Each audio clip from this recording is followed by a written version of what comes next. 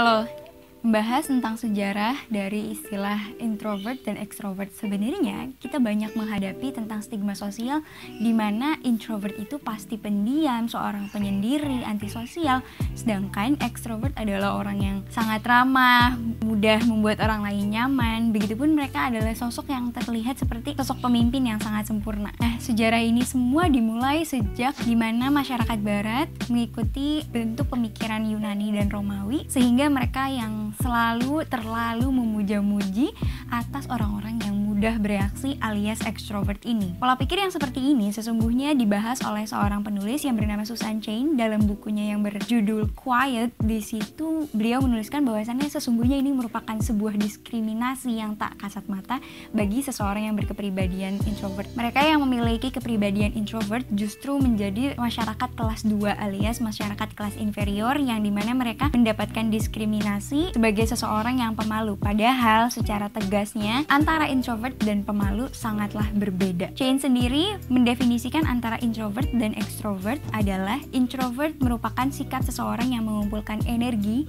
dari dalam dirinya sendiri, sedangkan extrovert adalah sikap seseorang yang mengumpulkan energi dari luar dirinya sendiri. Sementara sangatlah berbeda antara introvert dengan pemalu. Pemalu merupakan seseorang yang merasa tertekan ketika berada di lingkungan sekitar, bukan karena orang lain, tapi karena dirinya sendiri, pemikirannya yang sesungguhnya menjadi permasalahan. Akan tetapi, seorang yang introvert bukan orang yang tidak percaya diri ketika berada di keramaian. Hanya saja mereka yang lebih merasa nyaman ketika berada di belakang layar dan tidak menjadi pusat perhatian. Susan Cain membahas di dalam bukunya bahwasannya setiap kepribadian yang dipaksakan untuk menyeberang, entah dari introvert harusnya menjadi extrovert tiba-tiba, itu akan mengganggu bagaimana ketika mereka harus menentukan pilihan. Itu juga dapat membuat mereka menjadi payah untuk menentukan siapakah dia sebenarnya, dan dia juga akan merasa kesulitan ketika harus menentukan apa tujuan hidup dari dirinya sendiri. Sedangkan definisi introvert berdasarkan Carl Jung yang merupakan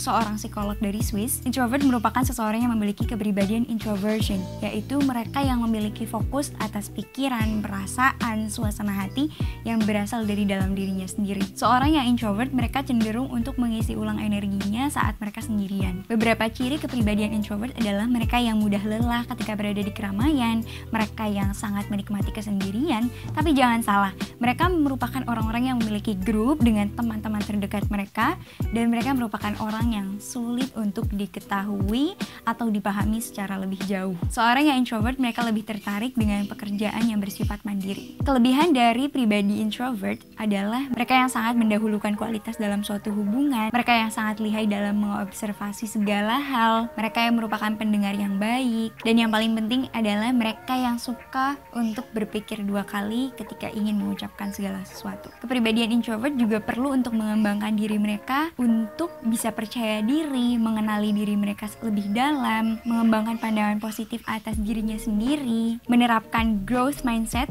untuk diri mereka, dan yang paling penting untuk pengembangan diri introvert yaitu mereka harus bisa untuk mencari cara yang pas dalam bersosialisasi. Berdasarkan jurnal yang ditulis oleh Maggie Farrell dengan judul Leadership Reflections, Extrovert and Introvert Leaders, baik introvert atau extrovert masing-masing harus bisa untuk mengembangkan diri mereka sendiri, karena keduanya memiliki negatif dan positif masing-masing, sehingga leadership alias pemimpin introvert dan extrovert masing-masing harus bisa untuk mengenali diri mereka lebih dalam, sehingga setiap cara yang mereka gunakan untuk mengorganisasi, untuk memimpin organisasi tersebut masing-masing memiliki caranya dan harus bisa untuk mengenali masing-masing kekurangan dan kelebihan. Hanya saja pemimpin yang introvert terkadang mereka yang sangat lambat untuk membuat suatu keputusan dikarenakan analytical thinking yang mereka punya, yang mereka miliki, sehingga seorang yang introvert sering disebut sebagai slow decision makers. Pemimpin extrovert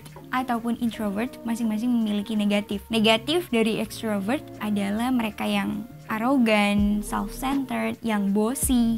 Sedangkan kepribadian introvert negatifnya adalah mereka yang indecisive, terlalu banyak bimbang, mereka yang terkadang terlalu shy, mereka juga yang lacking in social skill. Introvert harus bisa belajar kepada extrovert.